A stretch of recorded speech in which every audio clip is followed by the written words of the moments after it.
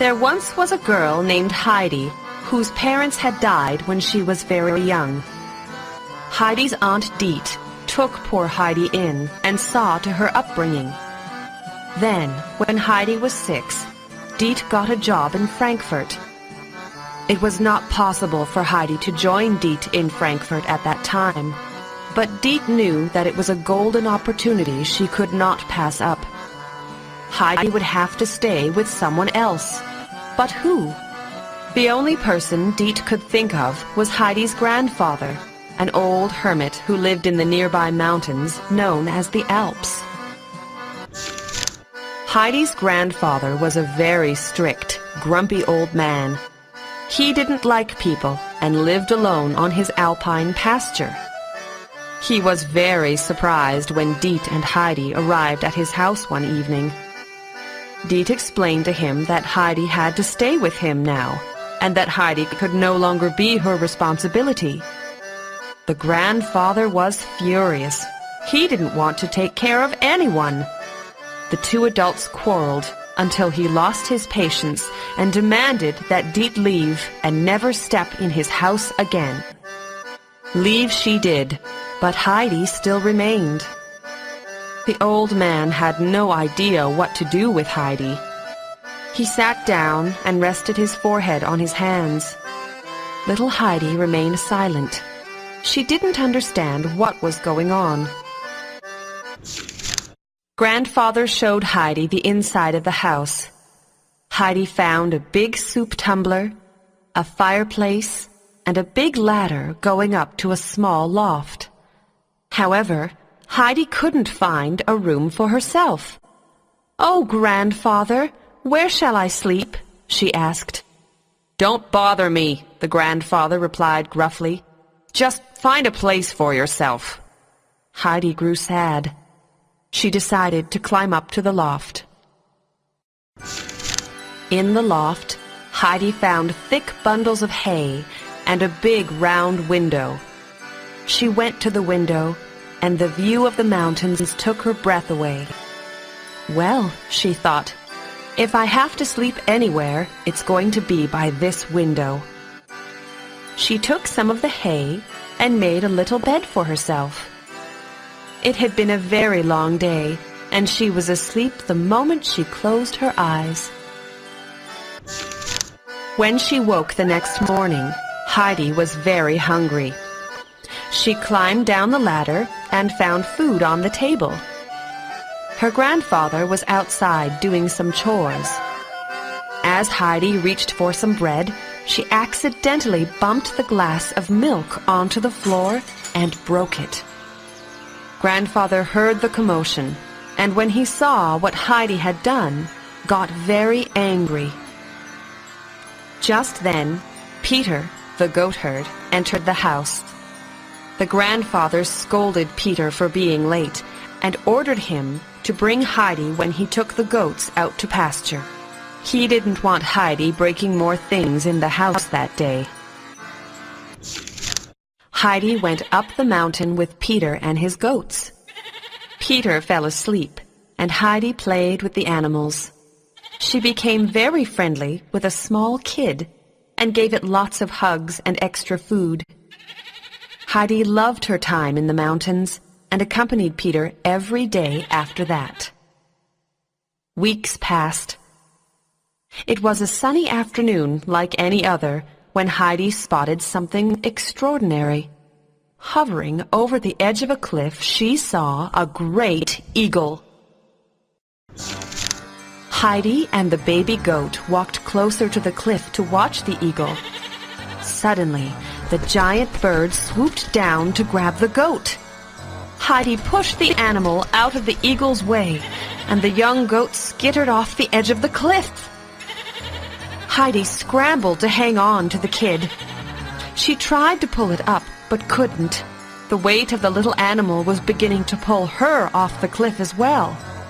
Hanging on with all her might, she called for help. Her calls woke Peter, and he ran to her aid. He grabbed Heidi and pulled her and the goat up. Heidi was badly hurt. Her knees and hands were scraped and bleeding.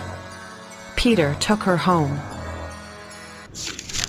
Grandfather was worried when he saw that Heidi was hurt. He gently cleaned her wounds and gave her hot milk to drink. Heidi was touched by his kindness. She hugged her grandfather and told him that she would never leave him. Tears ran down grandfather's cheeks. He hugged her back and laughed. "I love you too, my little Heidi." From that day onwards, Heidi and her grandfather were inseparable. Heidi helped her grandfather with all of his chores, and he showed her how to feed and care for the animals. They lived a happy life. Time flies easily in happiness, and it soon happened that 3 years had passed. Peter and Heidi were very good friends now. One day, Peter took Heidi to his cottage to meet his grandmother. The cottage was small and shabby, but tidy. Peter's grandmother loved books, but had gone blind and couldn't read anymore. Heidi felt sad for her and wished she knew how to read so that she could help Peter's grandmother enjoy her books once again. When Peter and Heidi returned home, they found grandfather sitting at the table. He held a piece of paper in his hand and was looking quite somber. It was a letter from Aunt Dete. "Your aunt is coming to take you to Frankfurt," grandfather said. Heidi was shocked. How could she leave her beloved mountains? Dete arrived the next day. Heidi's grandfather refused to let Heidi leave. "She can't stay here, don't you see? Heidi needs to go to school," Aunt Dete argued. "She needs to learn how to read and write and how to live in the world, not just tend to goats." Heidi's grandfather knew that Dete was right. Living with an old hermit in the mountains was not the life he wanted for his granddaughter. He gave Heidi an enormous hug and said goodbye. On their way to Frankfurt, Dete told Heidi that she was going to live with the Sesemann family and be a companion to their little girl, Clara. When they reached the Sesemanns' house, they found Clara waiting for them in a wheelchair. Clara had been ill for most of her life, and the stern housekeeper insisted that Heidi take a bath before being around Clara. Clara had been very lonely and was happy to have Heidi around. They got along very well and played together for hours. Clara gave Heidi expensive toys and dresses. Clara's grandmother was overjoyed to see friendship blossom between the two young girls. While at the Sesemann house, Heidi learned to read and write. She studied late into the night with the hope that one day she would get back to the Alps and read books to Peter's grandmother. Although the Sesemanns treated Heidi very well, she was homesick. She missed the mountains, her grandfather and her friend Peter. She was so homesick that she became very ill.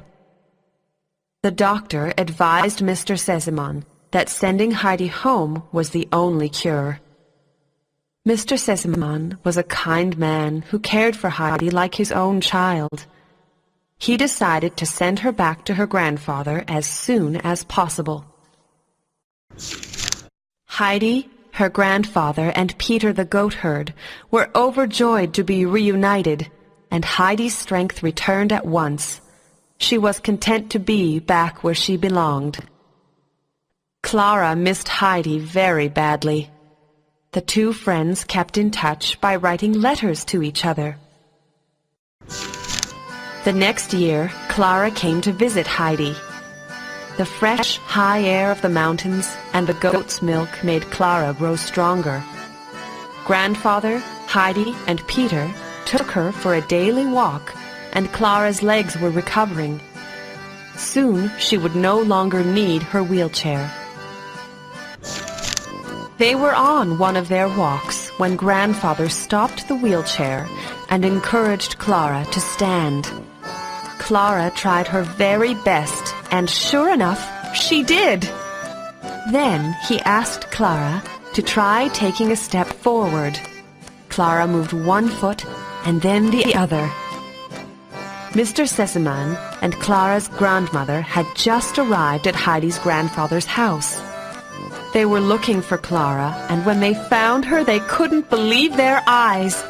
Clara was walking! Clara's father was grateful to Heidi and her grandfather and told them that he would like to take responsibility for Heidi's education and well-being. Clara begged Heidi to come back to Frankfurt with them, but Heidi declined. She loved Clara very much, but she couldn't stay away from her grandfather and the mountains. Heidi promised that they would come to Frankfurt for a visit very often. The two friends bade farewell, and Clara and her family went down the mountain. Heidi looked around her. The sky was blue, the air fresh and warm, and the goats were playing on the grass. Heidi was home, where she belonged.